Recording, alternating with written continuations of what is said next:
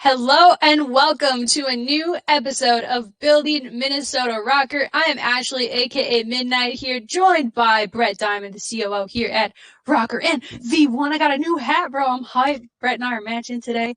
And then we have good old IKON back on the pod today. IKON is an amazing kind of what do you kind of, I guess, like categorize yourself as in the COD community? Is it analysis, content creator? Where are you at? Both? A lot of people like call themselves analysts, but I don't really do like number type deals. Like I feel like, that also goes along with analysts. I really just break down film. So I like to like watch matches and watch scrims and just break them down and show people what's happening and who's moving around the map and where they're going and why they're going and stuff like that. So I guess an analyst, but just not with the number stuff. The IKON, the breakdown master, but with Call of Duty, not like mental breakdowns. Unless like while you're playing COD. I have mental breakdowns while playing COD constantly. Getting the knife gold on Cold War, I almost lost it on my stream. It was nuts. Shout out to Amy in the chat. Shout out to anyone in the chat. If you guys have questions periodically, definitely feel free to drop it in the chat here on YouTube. If you are listening and you're not listening to this live, shout out to you. Thanks for listening. Wherever podcasts are listened to, or on iTunes, Spotify, give us a rating, tell your mom about us, all that stuff. So yeah, IKON, great to have you on. So let's just start right off the rip. And Brett, kind of want to hear like your POV on this as well. We've talked about it a little bit with the players on the podcast, but you're watching a lot of scrims. I'm selfishly, as a content-minded person, sad that our players in particular have stopped streaming scrims because of the, they're learning the game. They're, it's a competitive thing when you're trying not to show people how you're, adjusting to the game. But how has that been going? And Brett, can we force them to stream scrims, please? I want to force. No, I would never do that. But well, I guess I'll go first there. The org's outlook on it is that's a player and coach decision, right? And if they want to stream scrims, like that's certainly good from a content perspective, and and good for good for their brands, good for the team brands, and if they do start up streaming scrims again, Ashley knows I'll start bugging everybody for us to do content around them streaming scrims. But at the end of the day, like the goal here is to win, and it's for the players and coaches to decide what helps them best prepare and whether they start doing it early. One of the funny things with it is it reminds me so much of something you see in traditional sports too, where, and like as I sit here right now, like looking this direction is the Vikings practice fields. For an NFL team, for example, when they open training camp, they will have fans in the stands for a few weeks because that's the period where they're doing very basic learning the playbook. They're not into game strategies around specific opponents, et cetera. And then once the season approaches, they zero in. And at that point, there's no fans in the stands. They barely, a typical NFL team barely wants media or staff that's not essential personnel watching, right? And this is no different. Like as players start to take the scrims more seriously and start to get into more strats, like they clamp it down. So I get it. But yeah, to answer your question, Ashley, from the organization's perspective, that's the players and the coaches' call, and whatever they do, we're good with. Absolutely. Yeah, I will. I'll piggyback on that a little bit. I think now I watch scrims all the time. I mean, it's what I take my content from. And a lot of what I see, like a lot of that strategy stuff is really what's discussed like in between maps. It's because like when you're watching scrims, it's a lot of hard point, and every once in a while they'll throw like the 3 or 4 control maps towards the end. And in the middle of a hard point map, I mean, everybody's trying to do the same thing. It's not like there's really a secret of like, all right, when am I going to rotate, or where are you trying to go? Like, I mean, it's really everybody's pretty much doing the same exact thing. But the one thing that's never scrimmed is obviously search. So right there, you have 2/5 of a match if it ends up going to map 5. That's just not shown at all. So that's one area where you could really like hide your cards, is obviously in search and the strats and where you throw smokes and just all that sort of stuff. But when it comes to hard points, when you're in the middle of a hard point map, I mean, these guys are calling out where they're at and where they're going and where enemies are and stuff like that. But it's really that time after the map, like between maps are loading up, that you hear them talk about, we should have done this, we should have done that. I feel like if you really wanted to hide some of that strategy, that might be the time to do it. Like if you wanted to stream your scrims so that way you could build your brand and get, build your popularity and your audience and all that stuff. And then maybe as soon as the map's over, just go to a transition and just hide that stuff while you talk about what happened, and then just come back for the next map or something like that. Because I do think that, again, while the hard point map's going on, I mean, everybody's doing the same thing, but that in between section is where you could potentially, okay, so that's what they were trying to do there. And then you could learn a little bit about what's going on behind the scenes. Yeah, that's a really interesting point. You see a lot of like the meta shifting, especially, I mean, I say it every week, so I won't belabor the point, but shout out Treyarch, shout out this year's Call of Duty, shout out Cold War. My goodness, we've got a year in front of us I'm so excited for.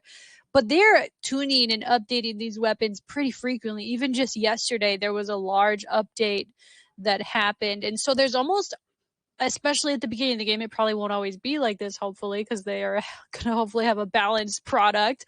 But you're seeing that kind of that conversation that's happening in the competitive community, and everyone kind of starts catching up eventually, but especially this time of year, that's when you're trying to set the pace for how far ahead of the curve you hopefully are, what those discussions are like. I think you're exactly right. I would selfishly, as a content person, selfishly me, I just want to watch scrims and see how the guys are doing. But I also understand that you can't put a lot of stock into it, right? Like, it is practice. They are trying out new things, whether it's attachments, roles, guns, like they're figuring it out. And so I think, although it's entertaining, I do think that people put a lot of stock into that. And that's kind of something I wanted to get like your opinion on IKON, because I know that you spend quite a bit of time like watching scrims and kind of obviously seeing how that ends up translating to game days. Do you think like you're right in saying that like most of the time in a scrim, they're all trying to do the same thing. Like you're rotating to the same hard point. There's not a lot of like in between that you can do. It's really about executing. But how much stock do you put in scrims and seeing how well a team is doing versus, at an actual event? Is there a lot of like just disparity there? Like there's a huge gap between what's happening every day and then what happens on game day? Not really, especially right now.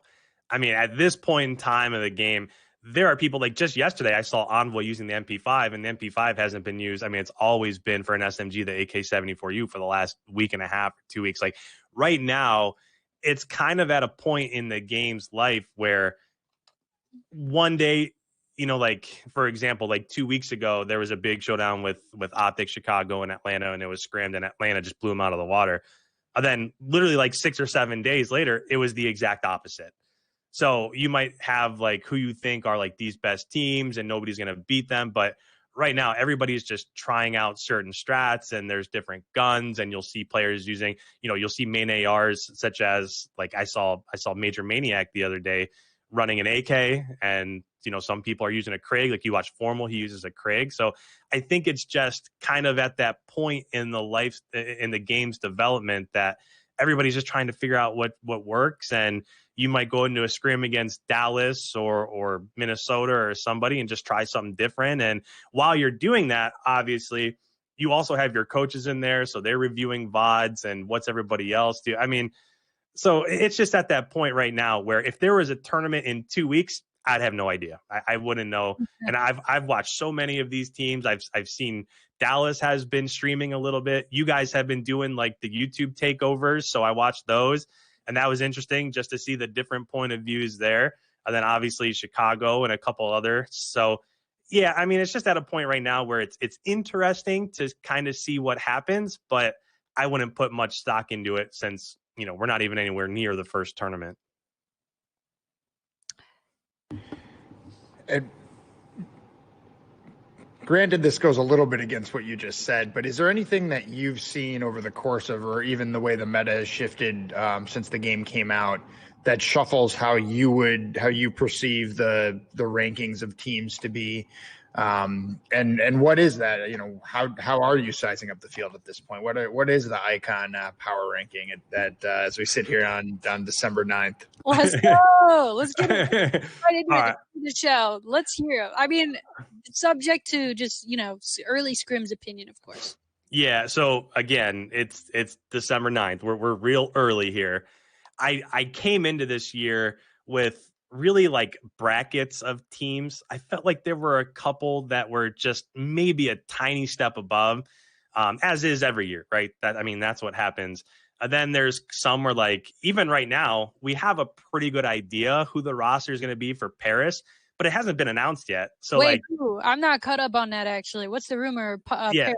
So Paris, and even if I knew, I couldn't say it. So you go. IKON, what do you think? The rumor right now is Scraps, Fire, Aqua, and Classic. Interesting. So yeah, they've just started to like scrim a little bit. Like, how like you've seen, or like, you'll go to CDL Intel and they'll have like screenshots of like who's in the lobby. That's kind of like where it's at right now, depending on, who's in there. So that's the rumor right now, but trying to place them somewhere where they haven't really even announced. You don't know if that's going to be their final team. New York is scrimming. They're not even scrimming with Hydra, who was their sign. So it's tough. But the way that I look at these things is just basically by putting them like into brackets.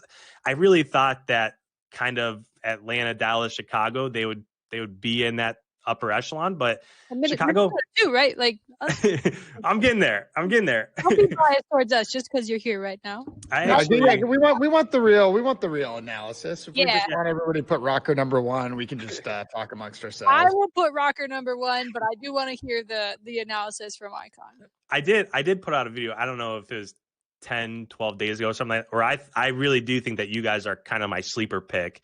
I thought you guys just pulled off an absolute heist. I don't know how you did it. We can talk about that at some point in time, but your roster. In fact, the last time I was on this podcast was kind of in the middle of roster mania, and you guys had asked me at that point in time, like, who am I thinking? What are you guys hearing? I think Brett asked me, like, if you had to put together a superstar team based off of free agency, who would it be? And I'm pretty positive the first person I said was Aristides, because I think he's like one of the first or second best players in the league. And after that, I was like Priesta, but he's probably going to OGLA. Like, yeah, the funny thing about that, at that point we knew. We did. But we were keeping it just so on lockdown. You guys were hiding your faces. I was trying to lead you there, but at that point, like, we weren't being rumored for Priest. Like, everything coming out was OGLA, and like we didn't have anything signed at that point, but maybe we had verbal. I don't remember what night we had that, but we were pretty far along in that pursuit. So I was hoping we could lead you to like name our 4 as like the dream team, and then pull the cover off it a couple days later, but. And then it revealed that IKON was a psychic. But even at that point in time, nobody knew what was going to happen with those players from New York. Like, right. Nothing was known with Attach. I just figured he's such a mainstay in the community, and he's such a good player that why would that not be like the, one of the top people that you keep? I was surprised. I was like, yeah. So you said what now? Of course, like, come over here, Dylan. We got you. And Lamar too, getting accurate. Like, I am so happy with our team, and obviously, I'm very biased towards the year 1 RØKKR crew. Like, I made that team. I love those guys forever. I hope Asim does, make it on New York. I see he's been scrimming with. Yeah, he's the fill-in right now. Yep. He's filling in. I hope he stays. I think he's great. But I'm so stoked for the new roster going in this next year. Selfishly for content reasons, because they love the camera. They love doing the stuff. But also just, I think they're nasty. Like, they haven't streamed scrims in a little bit, but I was trying to tune in as much as I could before, and like, we're really out there, right? We're really out there. So sorry, I've derailed your power rankings of teams that aren't complete yet. But like obviously you have some of those mainstays that are announced. Like, you have Chicago Optic, capital T, Optics back. And you have, like FaZe looks so nasty. I'm terrified of them. I'm not gonna lie. They're nasty with Aristides, man. Oh no. Like, there's so many good teams in the league right now because of the 5v5 to 4v4 switch that I'm honestly like, I'm like you. I mean, and you're actually doing a lot more like gameplay analysis than I am, but like I couldn't tell you who's like in the top tier or, you know, the top four. You know, it feels like it's a rotating seat number one at this point. Do you think it'll be like that in the new season or next season? I think eventually it's probably going to get nailed down, like who the, you know, like who the best teams are and stuff like that. But I don't know. I mean, even as last year, like Optic came out playing really well. I remember the beginning of the season, Dallas. I mean, Dallas really wasn't. I mean, they played okay, but they went 0-2 on launch weekend, and they fell super short at the London event. So at this point in time, I mean, it's so tough to tell. But I will say, based off your team, we can get back to power rankings eventually, but I think you guys also probably got a little bit lucky with how the meta's going right now. I think we knew, baby. No, I'm just kidding. I think if it was 4v4 and it was a super fast game with a really quick time to kill, that's where, like, when you have those cracked SMGs like Simp and Abizi and Shotzi, and you know what I mean, like you have those guys.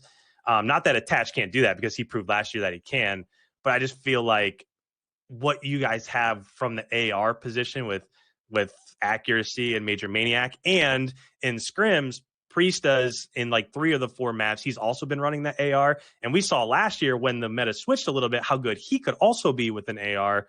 So I think that the meta helps your lineup a lot. But that's an awesome call out too, because like the meta right now is AR favored. Like I've seen like pro, like, you know, submachine gun players on Twitter like, bro, this game is so AR dominant, and like it is. And I mean, people don't realize like Priesta was entry SOG for 100T in Black Ops 4. He's run an AR. He's run like the Maddox. He's done all of the roles. He's a true flex. Everyone thinks of him as a sub, but I think he can do both. He's got it like that. Plus, like his movement's freaky, dude. He uses a sub. I'm like, oh my god, I'm sure I don't have to play against you at all ever. Like I never actually, no, I think I did on the alpha. I was playing a bunch of pro players and getting whomped, but that's neither here nor there. He's so versatile. I think everyone on the team is too, which gives me a lot of hope for next season.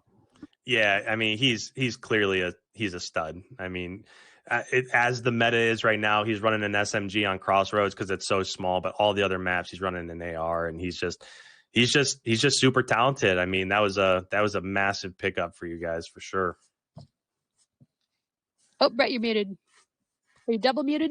Oh, double muted. You're back. I feel like if it doesn't work out where there's at least one map that's a 3 sub meta, like I feel like they want to prove the doubters wrong a little bit. Like I'm sure they would say that the current meta favors their skill set, so that's definitely good.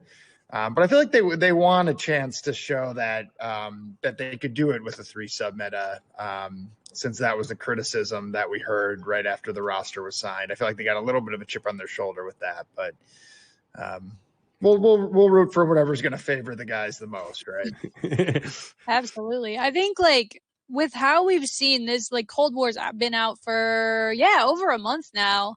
Like IKON, I've been gassing it up every week as this is going to be one of the best years of competitive Call of Duty in my very biased opinion, but also because number one, I want it to be, but number two, I legitimately think so. With Cold War, the developer support that we have this year from Treyarch, like they seem to be patching and fixing and adjusting very fluidly. Like we're not waiting like 3 weeks and then, oh, the patch came out, but we don't have the patch notes for 5 hours or whatever. Like they released the patch notes like 2 days ahead of time. I was like, here's a big update. Like it's nuts. Give a little bit of just like commentary to what this Call of Duty could highlight for competitive, and do you think it's a good COD? Are you in agreement with me or not?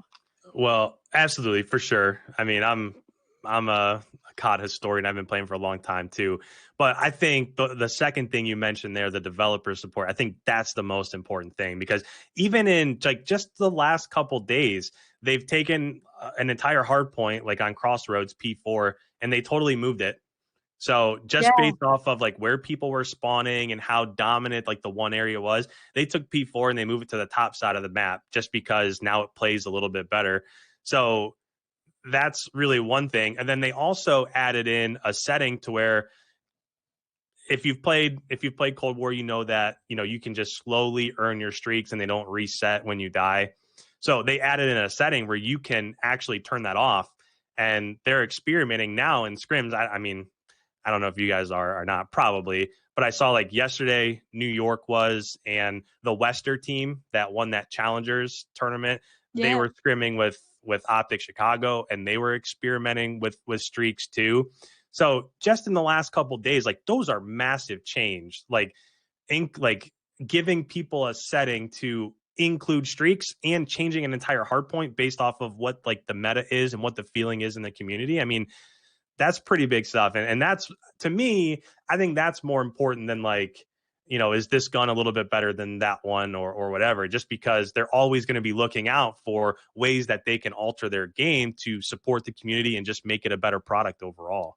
Yeah, I really do think it's in their best interest to, I mean, not just be at the whim of the community, right? There's probably got to be back end stats and things that make these decisions make sense to them, to put the manpower behind it and woman power, to kind of put effort into making those changes. But Treyarch has just shown that they're plugged in, and because in my opinion, and I'm biased, I can admit that, but even some of these like competitive changes that we've seen happen in Call of Duty games in the past, like, they make pubs better too. Like, I know the score streak thing is only, available in private match, but that concept is there, and I think it's really sound. Just to kind of explain for those who might not know, so obviously Cold War came out. They have like a weird streak progression where if you die, you can still like inch towards getting your streak. So like Timmy No Thumbs can like call in an attack chopper towards the end of the game because, sorry, Brett Diamond, I should have just said you, but I didn't want to disrespect you. You're right here. So I like to get the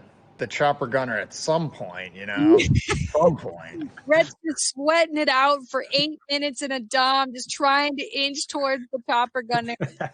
And but obviously that's not conducive to competitive. So they at first did not play with streaks in the game, right? Like in scrims is what I caught. But now knowing that they have that option in private match is really cool, and that we could see, I think streaks belong in competitive. I do, like, depending what they are. Obviously, you shouldn't be calling in UAVs and, automated sentry guns and helicopters, but let's call in a freaking missile if you earn it, right? And earn it the classic way, right? I think that's super exciting. And, I'll say in Black Ops 4 and 3 a bit too, but mostly 4, I was completely over the specialist. I was like, this is so dumb. Everyone gets one. You see them all use it around the same time every match. It's just, I get what they were trying to do. It appeals to Diamond Soda trying to get his gravity slam. Man. And then having his moment. But it's true. It's true. Watch the podcast just becomes us ripping on Brett being bad at COD. No, Brett, so we're gonna sign up for that tournament. I'm about to play a tournament with Brett, so I'll be eating my words when he's, on my team, not doing. I think he'll do mediocre. I think he'll do pretty good. I think that's a Warzone tournament, right? Or is it? No, I think it's 4v4 Cold War, Brett. You better strap up. Oh. Yeah, you better be ready. Whatever it is, I'm gonna start grinding. Yeah, Diamond at midnight, and Zach from RØKKR are looking for one. By the way, we would prefer is a RØKKR staff member though. We're gonna tear it up. Hopefully, we're just doing it for fun. Speaking of for fun, I'm gonna go off on a tangent, but like, I'm hoping that this developer support they've given us escalates into a league play. Now, traditionally, I believe in Black Ops 2, Black Ops 3, maybe even 4, and definitely in Advanced Warfare, there was a delay between the Call of Duty getting released and a ranked play system being implemented. It was like end of February. Yeah, well, that's too long, man. They got to come on for Christmas, Bond Hard. Give me ranked play, please. Although pubs just feel like god dang ranked play to me. Diamond Soda, you're hosting when we play, so that we can get in the. No, I'm just kidding. I'm so sorry. The whole podcast is gonna be me bagging on Brett's COD skills. We got to give a shout out for what it is, right? We're gonna try to play in the Toronto Ultra holiday tournament because it's it's just public registration. So yeah, they don't know we're registering. We'll see if anybody from Ultra watches the podcast, but we're gonna jump in that thing. All my goal is for that Toronto tournament is to not get double first rounded. If we cannot get double first rounded, I will act like we've won the Super Bowl. I will be so stoked. I'm gonna be so hyped. I think Zach is pretty good too. I know he plays a lot, and I know you've been playing quite a bit, Brett.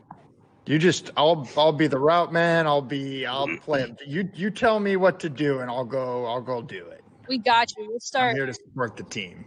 We'll start scrimming soon. We'll get it. We'll see if we can catch a scrim from the RØKKR guys. I'm just kidding. I wouldn't waste your time like that.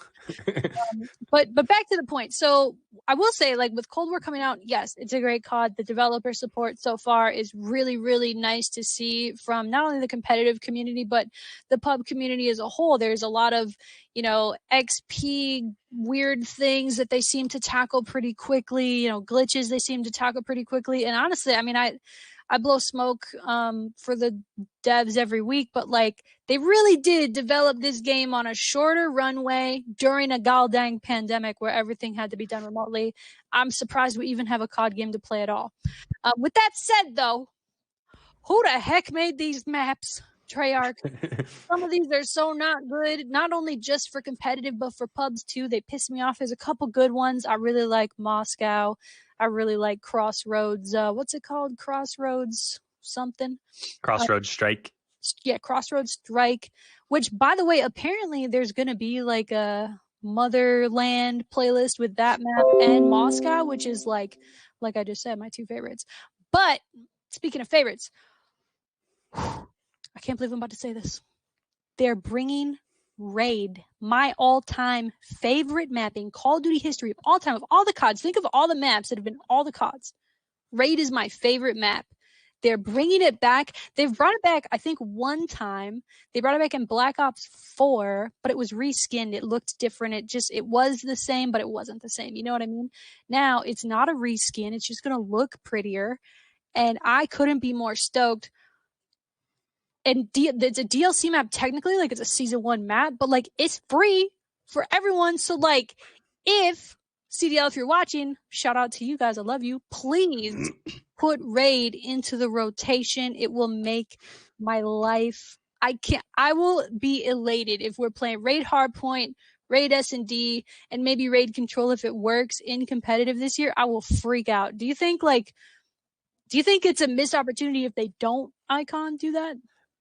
I think that they probably have to. I think, first of all, there are so many maps from back in Black Ops 2 that were so good. Raid is like, the golden child that everybody talks about, but like Standoff was super good too. Like that's one of my favorite maps of all time. And I will say, in this current game, the maps that they're playing competitively aren't terrible. Like I think Moscow is pretty good. I think Crossroads is super fun. Like it's just nonstop action all the time. Garrison, Garrison, yeah, it's pretty good. It's kind of hard to break like that P2 hill that's kind of over by that tank over there because there's just like one choke point. So it's okay. And then Checkmate is just kind of weird with how open it is in the plane, and I don't like the rotations of the hard points. And that's only for checkpoint Checkmate in my opinion. Yeah. Now I do think that it's a pretty good search map if you want to play it for like search only, kind of like what they did last year with Arklov. Like Arklov Peak was terrible for hardpoint, but when it came to search, it meant for some pretty good moments in competitive, such as that round 11 between Optic and Chicago for them to move on. I mean, that was a heck of a moment there. Have you guys? I'm gonna derail one more time. Sorry. Have you guys heard the Hector podcast where Hex is talking about that 1v1, that moment, and how it shaped the path that ended up happening with, old Optic, new Optic, it changing ownership again? Like, truly, he's unsure if Immortals or IGC, well, I guess they're the same, if IGC would have wanted to sell, had that COD team, beat the Huntsman, and like, let's say Envoy doesn't win that 1v1. I forgot who he was against, but let's say Envoy doesn't win that 1v1. TJ Haley, yeah. Man, that's crazy too, because he used to be on Optic. It's just all optic stuff. But like, if they beat Huntsman right there, it's very probable that they have the momentum to win the rest of that thing. And then IGC's probably sitting there like, hey, like maybe we could keep just poking this soulless brand with a stick and see if it works out. Like, who knows if they would have been interested in selling if they had that kind of success on the game.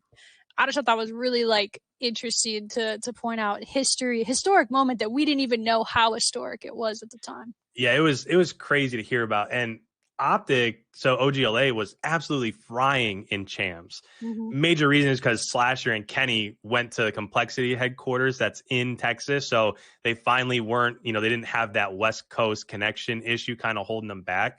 But yeah, I mean, if they win that, they were absolutely one of the top 3 or 4 teams at champs last year. So if they move on and then somehow they beat, Dallas or Atlanta, I mean, if you're sitting in control of that team and you just did that, it would be tough to get rid of them based off of, how they saw they could actually play when they're not held back by connection issues and stuff like that.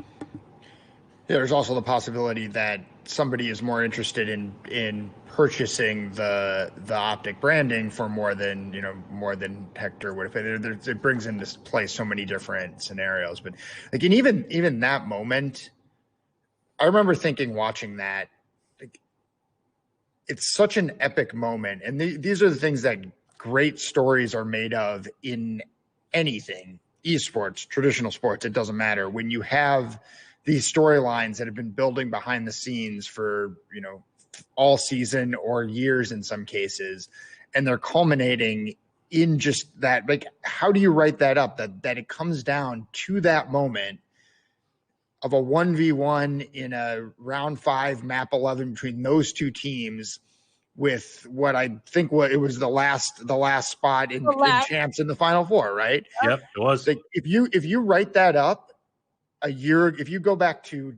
December 9th, 2019, and you write up that moment and you script that, nobody would believe it. Like, yeah, that'd be great. Yeah, right. That happened. I would have rolled my eyes. Like, yeah. That's so corny, man. I just rolled my eyes for those listening. And then that franchise ends up being sold to Hex, who ends up transferring it to Nadeshot for 100 Thieves. I mean, what? This literally, if you would have told me a year ago, like, hey, it's gonna happen, I'd be like, again, eye roll. I'd be like, what? So, IKON, talk about that from your perspective, right? There's been all these transactions in CDL, and we've talked about our point of view of it as an org and individually on this podcast. But from where you sit, talk about how you see those transactions and what that says for the CDL ahead of season 2.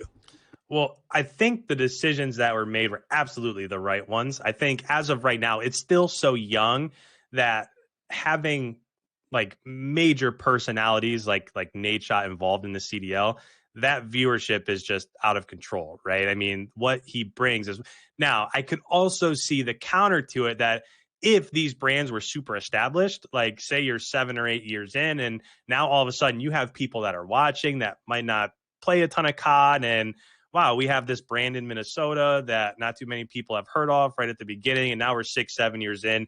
Then I could see how maybe you wouldn't want those brands like shifted and moved around and whatnot. But I just think for right now, based off of the influx of viewership that you're going to see just from, what Nade brings with him and 100 Thieves and that brand as a whole, I is absolutely the right move. I mean, at the end of last year, like in champs, the CDL was pulling down like 350, 400,000 viewers on YouTube, like that last weekend or so.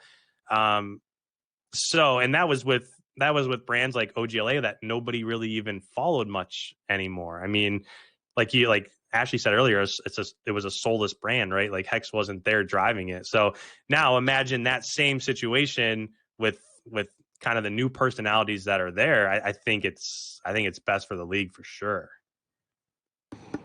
Yeah, I couldn't agree with you more. I mean, and that's what it's about at the end of the day is, this thing is being built for the future, and it's not just 12 individual organizations that are just looking at it through, we obviously all have things that we care about, and there are things that might be more important to Minnesota than to Chicago or whatever the case may be. But at the end of the day, you want the strongest league possible, and strong team brands mean a strong league. And the CDL is so much stronger today than it was 6 weeks ago when those transactions hadn't happened yet. And I mean, I'm pumped for season 2. Like as someone that works for this organization and as someone that has become a very big fan of competitive Call of Duty, I couldn't be more excited for this season to come.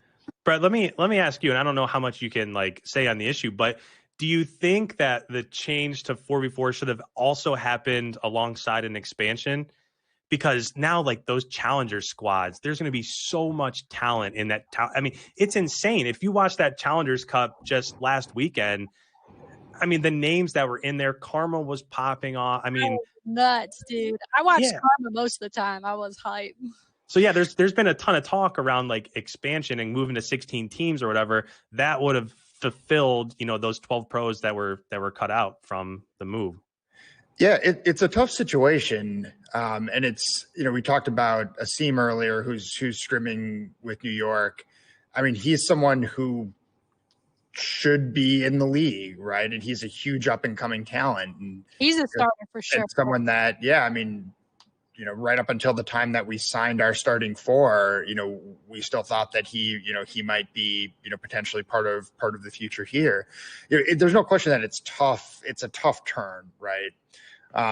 But a couple of things I'll say. Number one, I have not heard one person anywhere say that competitive Call of Duty is better as 5v5 than 4v4. So that's one thing. 2, you want the best product that you can put out there, and putting off that shift for a year for the reasons you mentioned doesn't put the best version of this product forward and the best version of this league forward for 2021. And the last thing I'll say about it, it is tough for those players that might find themselves out of the league or out of starting spots based on that change. But if that change had been made a year ago, that just would have been 12 fewer players that had starting spots in CDL in 2020 rather than 2021. So look, there's no question it's tough, and it puts some teams in a tough position with that tight turn from I mean, look, we've talked about it here too. Like, it was heartbreaking for us moving on from the roster that we had last year. And we knew we had to do it because because of the way our season ended and the performance over the last half of the season. So we knew we had to make those changes, and it was still like gut wrenching to move on from everybody. I can't imagine what it would be like if we had won champs and still had to make a roster decision in the first 24 hours. Like that's tough. That's super tough. I think like me just saying this, like, I don't know the behind this. Maybe Brett does. Don't blink or make any faces, Brett. I don't know. But like, to me, it seemed like the move to 4v4 was inevitable. I think 5v5 had only just started in Black Ops 4, which wasn't that long ago in the grand scheme. We all discovered, like, hey, this isn't the best product, to Brett's point. Like, everyone agrees that 4v4 is better and more entertaining, and I'm so excited for the next year. But I wonder if the pandemic had anything to do with the league not wanting to expand, or, we may never know, like, what those reasons are, if it's in some other kind of plan that they have, who knows? But, like, as much as it sucks, and my heart does break for those players that I do think are genuinely good enough to be on a starting roster, it's the right thing for the whole of the sport, and it's a growing pain for sure. Ideally, yes, of course, you'd have 4 new teams to bring into the fold when you do that, but it just didn't happen that way. And I don't know if it's from the pandemic or something else, or I don't know much about like that high level stuff that goes on, but it's for the better of the whole esport, in my opinion. Yeah, and I'll say, if the pandemic doesn't hit, is there expansion this year? Maybe, but there really nobody knows, right? It's that's a hypothetical. You have Johanna on and ask her. I'm just kidding. I wouldn't ask her that. But no, I mean, it's a hypothetical that nobody knows, right? And I think, we're supportive of each of these things that we're talking about. Like, as an organization, we are very supportive of the direction that the league decided to go. And some of these decisions aren't arrived at easily, and there's a lot of discussions behind the scenes with the league, with other orgs. But I've got to give a shout out to Johanna and her leadership, because some of these things, when you're on the outside looking in, seem sort of like, of course, 100 Thieves ended up with that slot. And of course, Optic went back to Hector. And of course, other things fall into place. But I truly believe that like the leadership Johanna showed a year ago, starting with, some of the changes that were made format wise heading into the 2020 season, the leadership through the pandemic, what we've seen over the past few months, like that stuff does not happen by accident, right? There's a lot of things that go on behind the scenes. And I think the league is in very good hands at the leadership level that will help us as a league and teams achieve what we are looking towards 2021 and beyond for. Yeah, I'll just say that I agree that the health of like the league overall has to be the number one thing. And like as somebody that watches multiple scrims a night, like it's just what I enjoy watching. I don't really see all that much that doesn't make sense. Like you can kind of tell like where people are pushing and where the spawns are going to be forced, and like it just makes sense. Whereas last year, at least once in a major tournament, you'd hear Merc be like, I don't know. He wasn't supposed to spawn there. Like, I don't know what happened. Bro, oh my God. Yeah, so like, but that stuff, like, I don't see, like, there is one hard point on Garrison where, like, if you're not watching the back, there's a chance that somebody would spawn there. But even with that stuff, Treyarch has already made changes and, like, brought spawns closer to hard points because, like, a BZ put out a tweet, like, a week ago that it was so far to get back to hard points. So, like, I don't know. I just think overall, just the 4v4 changes, what it had to happen, because then, if somebody gets a bad spawn and it costs somebody a map and the chat's going crazy, and it's just now you don't really see too much of that anymore. Bro, this next season's about to, sorry, bro. I'm just going to hype up the next season real quick. New RØKKR lineup, 4v4, Treyarch, Hunter T, Optic Hector's Optic is back. Like, we are shaped up for a really, really good year, and I can't wait to just make a bunch of content around it and do the thing. I just want to just start. Same. I love it. What I was going to ask, IKON, is, the content that you do is really interesting. And it's something that, like, I enjoy consuming your content because it helps me as a relative noob just understand the game better, right? And even some of the questions that, like, I ask our coaches are some of the things that you're covering in terms of, like, why did this happen in the map, and getting the pen out on the on the telestrator. So I personally, I love that type of content. But could you talk a little bit about about how you look at like when you're watching a scrim and you're thinking about it from a content perspective, or you're thinking about what you're going to break down and what you lay out for the fans and the viewers. Can you talk a little bit about that? It's just your mindset and approach there. Yeah. So I've actually had my YouTube channel since like 2012, but I just I was uploading stuff of me, and I'm not those guys. So like I'm pretty good. I've got diamond ARs and I'm winning game battles matches. Are you our fourth for the Toronto event? You want to play? Let's go. I think I saw. Did you and a couple guys enter one of the challengers? Did you jump in there? Am I remembering that right? Or some tournament? Did I see a tweet? No. I didn't jump into a tournament, but I mean, I've played GBs and we've beaten teams that are like 30-7, and I mean, it's just. Yeah, for sure. Oh, you're on for the Toronto event. No. Yeah. So I mean, I've had my YouTube channel for a long time, and like I'm okay, but I realized that it actually, when I started watching the Overwatch League, like I did not play Overwatch before the Overwatch League happened. And when you watch, I could not tell like what they were trying to do, what was happening. There's stuff flying everywhere. Like I had no idea. And I kind of got that same feeling during the first weekend, like of the launch weekend, because like they didn't have all the wrinkles ironed out with, like what they were showing to the stream and stuff. And I kind of had that same feeling, like this is so hectic. I don't know how people are really going to follow this. So that's when I started like, okay, I'm going to take scrims and matches and record it and break it down and slow it down and bring up mini maps and draw arrows and really like show people what's going on.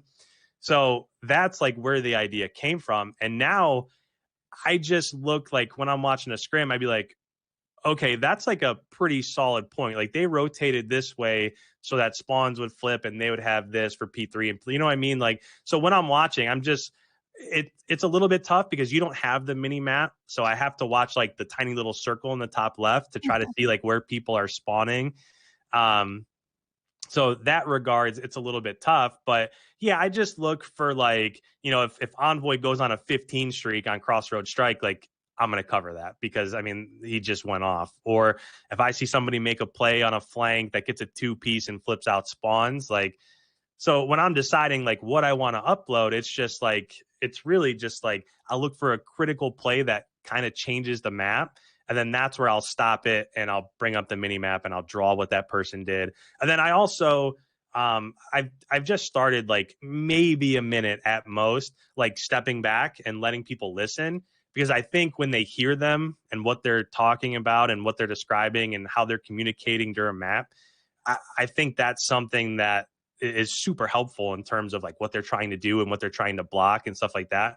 So I'll go through like the first 6 or 7 hard points, like breaking down what's happening and where they're going. And then maybe the last, like if it's a tight game, maybe, you know, the last minute or so, I'll just let them listen in so that they can hear like really just the excitement of what's happening at the end of each map there.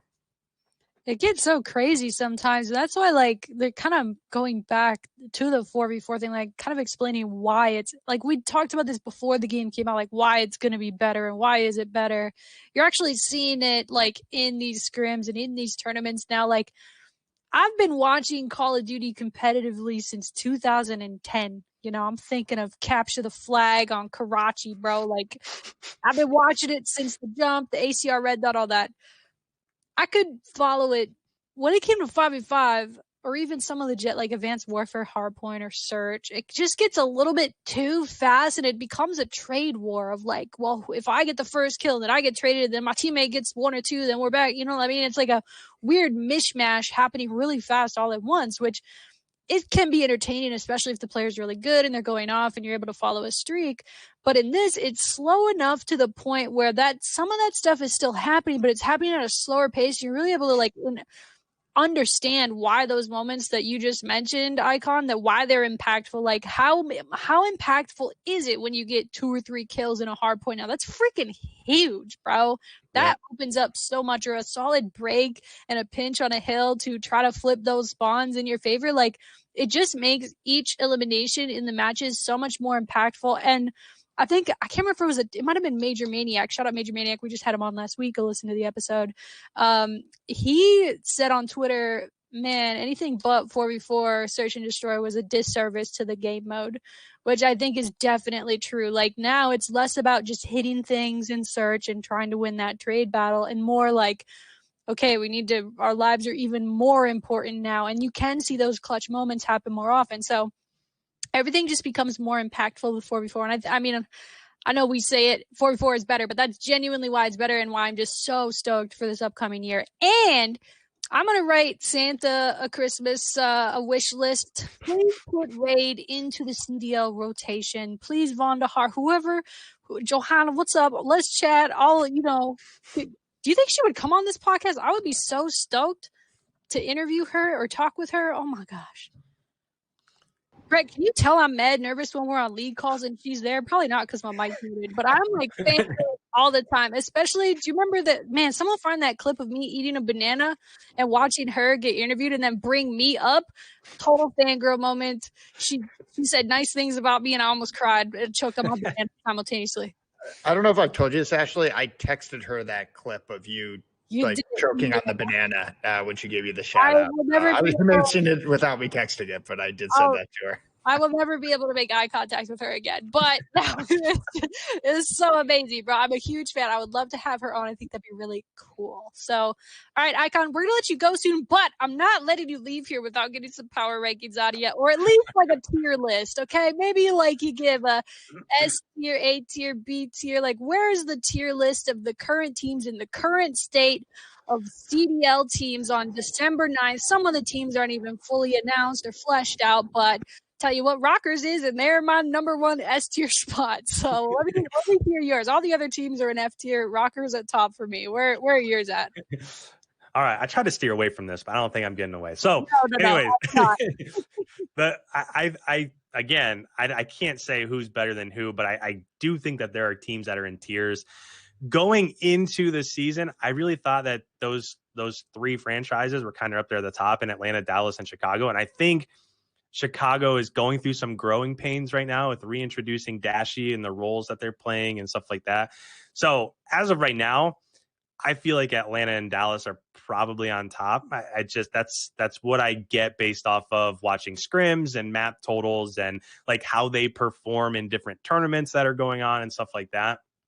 So I would probably put those two at the top, which is a little bit surprising, to be honest, because like the SMGs and the Flex for Dallas are nasty, but I really thought that they would lose a ton when Clayster left. Mm-hmm. I thought like the leadership and the hype man and just like the way that he lifts up his team, I thought that they would miss a lot from that. Not that Crim6 can't do that, but I didn't think he was really, I don't want to say like he's not talented. I think overall Clay's probably a better player. That's just how I feel. So I didn't quite expect them to be quite as high as they are, but it is slower and it's 4v4 and it's pretty dominant AR. And so that comes into it. So those two, I think, are probably a little bit ahead as of right now. This could all change. I mean, who knows? There could be an update next Tuesday and everything just changes. They could take the 8th. Will be. Hopefully next Tuesday they're adding raid in there. We'll see what happens there. And then after that, I think there is just a massive tumbleweed right in the middle. I don't know. I could not say right now that Chicago is better than Minnesota, who's better than New York, who's better than Florida, who's better than LA Thieves. I feel like the talent pool is so insane this year. Like there's no like, all right, well, this flex on this roster in 5v5 is better than that. Like if you didn't have a good flex and you were playing Atlanta and they have Celium as a flex, like that's a big positive for that squad based off of small maps, big maps, whatever. But right now, I just feel like everybody is so close, and you'll see Optic scrim phase one day, and they'll beat them 3-1 in hard points, and then a week later they'll scrim them again, and they'll lose 1-3. And so for me, I feel like Chicago, Minnesota, New York, Florida, LA Thieves are probably all like right in the middle. And you could also put Seattle in there. I mean, a lot with Seattle is going to come down to Pristini and Looney, and if they're able to play with, you know, some of the young gun SMGs like Envoy and Simp and Abizi and Shotzi. I mean, are they that talented in a game like this where you have to enter a hard point, and if you get a two-piece like Simp and Abizi can absolutely do, or Attach can do, or Envoy can do, or Shots, you know what I mean? Like, can they consistently do that? I mean, so that's another angle there. So I don't know. I just feel like overall, and then also, I mean, Toronto was super. I mean, the way that they improved last year, Kleenex was playing out of his mind towards the end of the year, and Methods, yeah, and Cammy was playing great in Search and Destroy, and Methods is always super solid. So how do you say that they would be any worse than anybody else in that middle tier? I mean, the only people that I really have towards the bottom is Paris, who maybe just have their roster together. They should get Censor on that team. I think that'd be hilarious. I'm here for the content, though. Yeah, absolutely. Which I don't see why. If I'm Paris, one of two options. I either sign Scraps and Wuskins because that's a great story and that's going to bring viewership to your org. I wonder why they wouldn't. Like the rumor right now is that it's going to be just Wuskins and no Scraps, right? Or is it the other way around? It's just Scraps. Just Scraps. Wow. Yeah. Listen, I'm not asking any questions. Paris, whatever, do your thing. What though? How? I don't know. Not gonna ask questions. Yeah, especially since Wuskins was insane. I mean, it's not like, okay, he was kind of okay, but middle of the pack. I mean, what he did in Search and Destroy last year and just the way that he played overall, I mean, he was crazy. So if I'm Paris, maybe that would be one of the routes that I take. But the other route is there's an AM team out there, Wester, that's winning everything and beating everybody. Who's on there again? That's Paul X, Gravity, Venom, and Zaptius. In fact, I think it might be the team that beat you guys in the Pharaoh tournament. They did. Yeah. They beat a lot of teams, but I think we were one of them. They beat you guys, and then I'm pretty sure they beat Dallas, maybe? Dallas, yeah. I mean, those guys are insane. So you could sign them right now, and I mean, they just like the last challengers, I mean, they won that tournament over the weekend when you had Aches and Classic and Karma and those guys playing in that tournament. So that's a roster that's out there where, like, if I'm looking for a squad, those guys are beating everybody outside of Atlanta FaZe right now. I mean, one of the really interesting things about just the dynamics of this league is, you know, there are a lot of people that have different opinions on the approaches that certain teams have taken, right? But if 6 months from now, like Paris is a top 4 team with the approach they took, which, by the way, if you don't, and I don't have any inside information at all, but like if you are signing your rosters late, you are probably paying less in salary than the teams that signed early, right? Mm-hmm. And so if you take that approach, and you might take some flack from fans now, but 6 months from now, if that pays off, you're going to look pretty smart at the end of the day. And there's a lot of talent out there right now, and you just talked about some of it. That's a fair point. Pretty interesting. It seemed like they did that last year too, and at first it did look like, oh man, like everyone had Paris top 12, and then after Minnesota and the event after, I forget if it was London or whatever. London, yeah. Yeah, it was like, oh my gosh, like Kismet's nasty. Paris is really like actually pretty good. And then, whatever happened. The, middle of the season, something weird must have happened. Any team that was good at the beginning of last year was probably the best. So whatever happened in the middle got weird. I'm very biased towards RØKKR, of course, as you can tell. But no, it'll be interesting to see how it works out though, because to the point that we've been making this whole time, not only is the league the most competitive it'll ever be, like last year we had, I say this stat a lot, but 6 different teams won home series. 10 of those 12 teams made it to the grand finals in those home series. It was a highly competitive league. And now you've seen the rosters shaved down to 4, and you're going to see, like, kind of like IKON said, like there's that tumbleweed. And now, I mean, hopefully, I don't know what's going to happen with the pandemic, if there will ever be LAN this year. I really hope so. But even if it has to be online, like you're going to see all those kind of ebbs and flows, the fluidity of these really top players and these really top teams and getting there. And you will see people because the challengers, it will be the most competitive that it's ever been. And so by all means, if Paris is going out there and saying, yeah, like let's get undiscovered talent, like in 3 years, maybe they have some chips.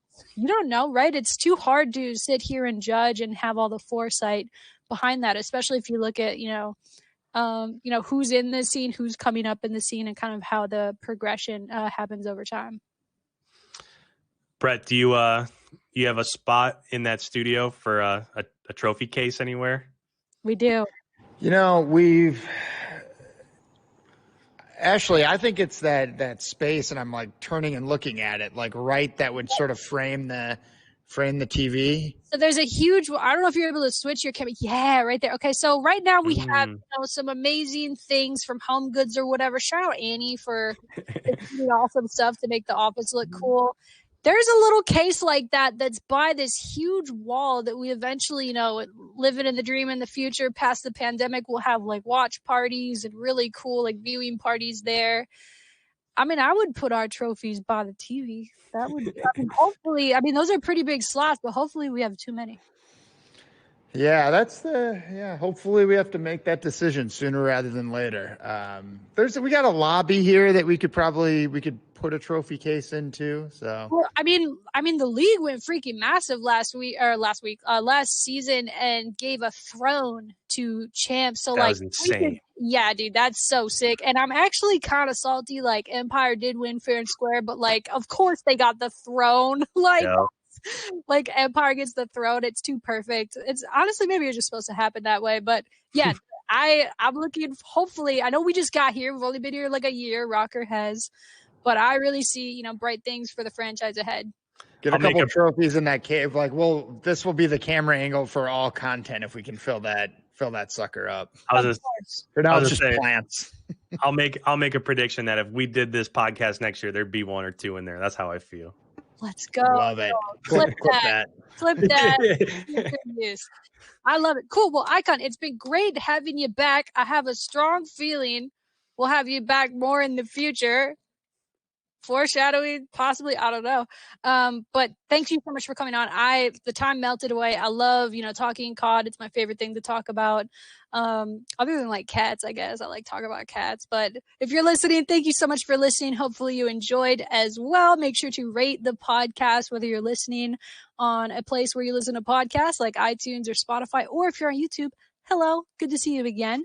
Make sure to leave a like, subscribe to the video. We're going to have dope content coming out. We've got the players doing takeover streams, so you can catch their gameplay from this channel as well as a lot of cool videos lined up. We've got the boys down.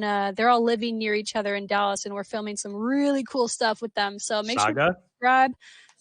Saga's coming back. I'm hyped. That's going to come back next season as well. So you'll get to see our journey. Shout out Joe Fries if you're still in the chat. All right. Speaking of chat, thank you so much for watching. I'll catch you guys next week. We got one more and then the holiday break. So catch you guys next week.